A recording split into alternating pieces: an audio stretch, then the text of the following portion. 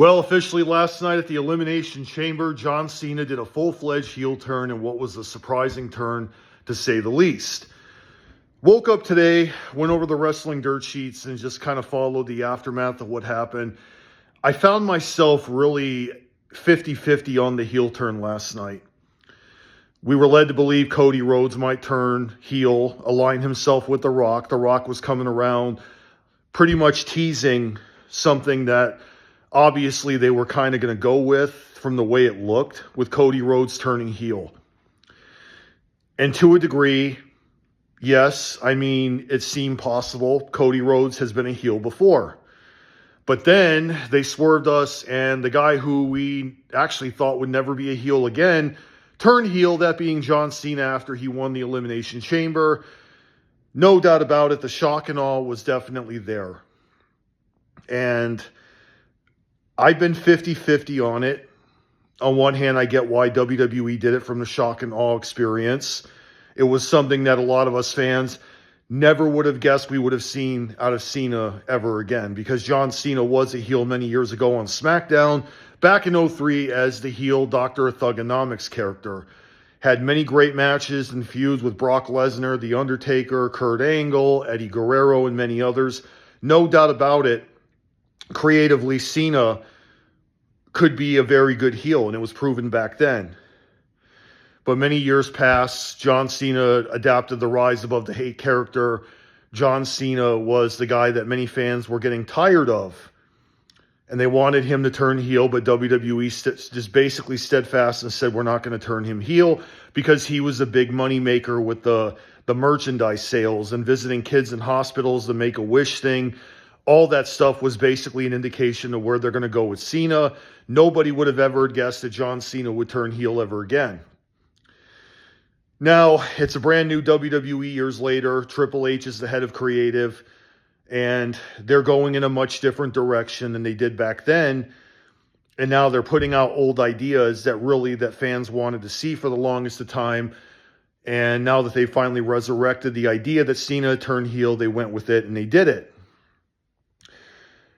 At the same time, I can't help but really ask the question that's going to probably have a lot of fans wonder, why now? Why turn Cena heel now when he's got, a month and a half before he retires? He's not beating Cody Rhodes at WrestleMania for the belt. I hate to really burst the bubble of everybody that's getting their hopes up on this. John Cena, after WrestleMania, is just heading back to Hollywood. So Cody Rhodes will find a way to beat Cena and stay champion. Especially because we were led to believe once that The Rock was going to face Cody Rhodes, and it ended up not happening. However, that could happen down the road, because I do see that kind of happening in the future, possibly by SummerSlam. Cody Rhodes has been an all-right champion, not the best, but all right. Cena is on his way out. They're not going to really do much with his heel character from here till WrestleMania that we're going to actually be able to see in terms of if he were full-time and executed the heel turn back then. There'd be more to do with him back then because he was in the company more back then, where now he just makes occasional appearances. So there are going to be those fans that are going to say, well, wait a minute, why turn him heel at all when they're having a limited timetable to work with him? And then he's going to go right back to Hollywood, and WWE will be in his past forever. That's actually something that fans make intelligent arguments about. And creatively, it gave us the shock and awe. But ability-wise, John Cena will nail it as a heel. I basically tell people this. If you have doubts about that man being a heel, go watch the old SmackDown episodes from 2003. You're going to see that John Cena was a very good heel back then. But creatively, again, the limited timetable, I just don't know what they're going to do in terms of executing a feud between Cody and Cena when Cena's barely around. And again, as I said, putting the belt on John is not going to be a good idea. It's not going to work because John's going to be leaving, so why put the belt on him at all when he's not going to be around to defend it? You know what I mean? And this whole swerve that happened, I weirdly started getting flashbacks in my head from 1994 when Lex Luger was believed to be selling out to the $1 Million Man Ted DiBiase. Then at SummerSlam during the match between Luger and Tatanka, it was Tatanka that sold out all along, despite he was telling everybody that Luger would sell out. It's literally almost similar to this. The Rock is the $1 Million Man. Cody Rhodes is Lex Luger.